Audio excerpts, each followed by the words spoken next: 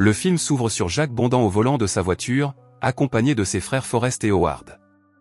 Au fil du récit, Jack raconte comment, pendant la prohibition des années 1920, alors que la vente et la production d'alcool étaient illégales, les frères Bondant prospéraient en tant que contrebandiers dans le comté de Franklin, en Virginie. À cette époque, les villes américaines étaient en proie à une vague de criminalité sans précédent. Des gangsters tels qu'Al Capone, Tommy Malloy et Floyd Banney régnaient sur les rues, amassant des fortunes avec facilité. Un soir, les frères Bondant se rendent à une fête d'adieu pour livrer une cargaison d'alcool. Forrest ordonne à Jack de rester derrière pour surveiller le véhicule pendant que lui et Howard entrent. Soudain, un homme s'en prend à Jack avec un couteau, lui demandant de l'argent. Jack, visiblement secoué, insiste sur le fait qu'il n'est que le chauffeur. Lorsque Forrest et Howard reviennent, Forrest dit calmement à l'homme et à ses compagnons de partir. Tout en les distrayant avec des paroles inutiles, il frappe brusquement l'homme avec ses poings américains, l'assommant et mettant les autres en fuite. Howard se moque de la peur de Jack et les frères s'éloignent. Plus tard dans la soirée, les Bondran arrivent dans un bar pour terminer leur livraison. Alors qu'ils sont là, Jack remarque Bertha Mine, la fille du pasteur local. Le lendemain, Forrest rencontre Maggie Buford, une danseuse de Chicago qui cherche du travail comme serveuse au Bondran Bar. Impressionné par son attitude, Forrest et ses frères l'embauchent immédiatement. Un après-midi, Jack voit le mafieux Floyd Banney sortir de sa voiture en brandissant un pistolet mitrailleur. Banney ouvre le feu sur un véhicule rival, éliminant sa cible en plein jour. Alors que Floyd retourne à sa voiture, lui et Jack échangent un regard. Jack ramasse quelques douilles et rend ensuite visite à son ami Cricket Paté pour lui raconter l'incident. Il donne une des douilles à Cricket et ensemble, ils utilisent la maison de Cricket comme couverture pour les activités illégales de Bondrans, cachant le matériel de distillation dans le sous-sol. Pendant ce temps, le bar Bondran reçoit la visite indésirable du shérif local et de l'agent spécial Charlie Rack, un homme de main impitoyable travaillant pour le procureur Mason Ward. Rack informe Forrest qu'il attend une part de leur profit de contrebande en échange d'un passage sur à travers le comté. Forrest refuse, menaçant Ward et Rack et avertissant Rack que s'il revient, il le tuera. Ce soir-là, Forrest rassemble les autres contrebandiers et les exhorte à résister aux intimidations de Rack. Malgré leur résistance initiale, le groupe finit par succomber aux violentes tactiques d'intimidation de Rack. Le lendemain, Howard se moque de Jack, le poussant à sortir du bar avec une bouteille d'alcool. Ivre, Jack se rend à l'église dans l'espoir d'y voir Bertha, mais il finit par s'humilier et repart en disgrâce. En réponse, le père de Bertha lui interdit de voir Jack, ce qui ne fait qu'attiser sa curiosité et la pousse à flirter avec lui. Pendant ce temps, Rack arrive chez Cricket avec deux agents déterminés à découvrir une distillerie illégale. Lorsque Jack tente d'intervenir et que les agents ne trouvent aucune preuve, Rack l'agresse violemment avec son arme à feu. Jack prévient que ses frères se vengeront, mais Rack répond en le frappant à plusieurs reprises jusqu'à ce qu'il perde connaissance. Après avoir appris l'agression, Forrest reproche à Jack de s'être laissé battre et l'exhorte à apprendre à se battre. Jack, frustré, se demande s'il en est capable, contrairement à Forrest et Howard. Forrest répond que ce n'est pas la violence qui définit un homme, mais sa volonté de supporter. Peu après, deux agents du shérif arrivent avec un mandat pour Forrest. Cependant, ils sont visiblement intimidés et hésitent. Howard apparaît alors et les agresse violemment, manquant de forcer une voiture avant que Forrest n'intervienne pour l'arrêter. Ce soir-là, Maggie retourne à son appartement où elle est menacée par Rack. Le lendemain, Forrest et Howard se préparent à rencontrer des clients potentiels de Chicago. Howard, cependant, ne se présente pas au rendez-vous et préfère aller boire avec ses amis. Au bar, les clients harcèlent Maggie et brandissent une arme à feu. Elle se défend en poignardant l'un d'eux à la main. En représailles, Forrest, aidé par Cricket, frappe brutalement les hommes avec des poings américains et les expulse du bar. Maggie soigne les blessures de Forrest et le remercie alors qu'il l'accompagne à sa voiture. Après le départ de Cricket, les agresseurs reviennent et tendent une embuscade à Forrest, lui tranchant la gorge et le laissant pour mort dans la neige.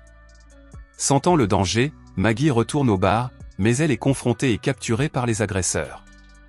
Le lendemain, Howard et Jack rendent visite à Forrest à l'hôpital, stupéfait d'apprendre qu'il a survécu et qu'il a réussi à marcher seul. Ce soir-là, Forrest, encore convalescent, dit à Howard qu'il aurait dû être là. Plus tard, Maggie rend visite à Forrest et lui annonce sa décision de partir, expliquant qu'elle s'est enfuie de Chicago pour échapper à des hommes comme eux. Forrest insiste sur le fait que son départ n'est pas nécessaire et la supplie de rester, lui assurant qu'elle sera plus en sécurité avec lui et ses frères. Déterminé à conclure une vente importante, Jack prend en cachette la clé de leur réserve d'alcool et part pour Chicago avec Cricket. En chemin, leur voiture tombe en panne. Cricket a oublié de faire le plein. Dans un moment de désespoir, il verse l'alcool dans le réservoir d'essence, ce qui fonctionne étonnamment bien et leur permet de continuer. À leur arrivée, ils rencontrent leur client Gummy Walsh, mais ils sont victimes d'une double trahison et d'une embuscade tendue par des mafieux qui les jettent dans une fosse fraîchement creusée, s'apprêtant à les exécuter. Peu avant la fusillade, le chef mafieux Floyd Baney arrive. Après que Jack ait dit qu'il était de Blackwater Station, Baney intervient et les épargne. Pour prouver la qualité de l'alcool, Jack le met en feu, impressionnant Baney, qui accepte de l'acheter à un prix plus élevé. Baney révèle également qu'il est au courant de l'attaque contre Forrest et donne l'adresse d'Azalance, avertissant qu'il travaille pour Rack. Le lendemain, Jack et Cricket retournent au bar où Forrest et Howard les attendent. Avant qu'ils ne puissent le réprimander, Jack annonce fièrement qu'il a obtenu le double du prix habituel pour leur alcool et leur donne l'adresse de leur agresseur, gracieusement fournie par Baney. Plus tard, Jack rend visite à Bertha et lui montre son nouvel appareil photo, en la prenant en photo. Ce soir-là, en rentrant chez lui, Jack découvre que ses frères sont partis sans lui. Comprenant leurs intentions, il se rend à l'adresse fournie par Baney et trouve Forrest et Howard déjà sur place, en train de torturer et d'exécuter les hommes responsables de l'agression de Forrest. Après la confrontation, Howard remet un sac à Jack et lui ordonne de le remettre à Rack. Le lendemain, Rack reçoit le colis et est horrifié par son contenu macabre. Floyd Baney devient un client régulier des frères Bondant, qui transfèrent leurs installations de distillation au cœur de la forêt. Leur opération de contrebande prospère, générant des profits substantiels. Fort de sa nouvelle richesse, Jack continue de courtiser Bertha tandis que Forrest entame une relation avec Maggie, qui emménage dans le bar pour se protéger. Un jour, Jack emmène Bertha visiter leur distillerie cachée. À leur insu, Rack et ses hommes les ont suivis en secret. Au cours de l'embuscade, Howard maîtrise Rack. Jack est sur le point de le tuer, mais il hésite. Avant qu'ils ne puissent terminer leur combat, les hommes de Rack les obligent à battre en retraite, laissant derrière eux Bertha et Cricket. Plus tard, Rack capture Cricket et le tue en lui brisant la nuque. Poussé par la vengeance, Jack part affronter Rack et ses hommes à un barrage routier sur le pont local. Howard le suit et rassemble ses collègues contrebandiers pour se joindre au combat. Finalement, Forrest décide également d'y aller, malgré l'opposition de Maggie. Dans un moment de vulnérabilité, Maggie avoue que c'est elle qui a trouvé Forrest ensanglanté, blessé à la gorge, et qui l'a emmené à l'hôpital. Forrest se rend compte qu'elle a dû être agressée cette nuit-là, même si Maggie insiste sur le fait qu'elle n'a pas subi de violence sexuelle. Une violente fusillade éclate entre les contrebandiers et les hommes de Rack. Au milieu du chaos, Rack tire plusieurs fois sur Forrest, le blessant gravement. Jack, lui aussi blessé, poursuit Rack sur le pont et lui tire dans la poitrine. Howard porte le coup fatal, transperçant Rack avec un grand couteau et le laissant se vider de son sang. Avec Rack et ses hommes éliminés, les frères Bondant décident de se retirer de la contrebande, choisissant de préserver leurs gains alors que la prohibition touche à sa fin. Jack épouse Bertha, Forrest épouse Maggie et Howard s'installe avec une femme de la région. Chacun commence un nouveau chapitre, fonde une famille et laisse derrière lui son passé violent. Des années plus tard, lors d'une réunion de famille chez Jack, Forrest, ivre, danse sur un lac gelé.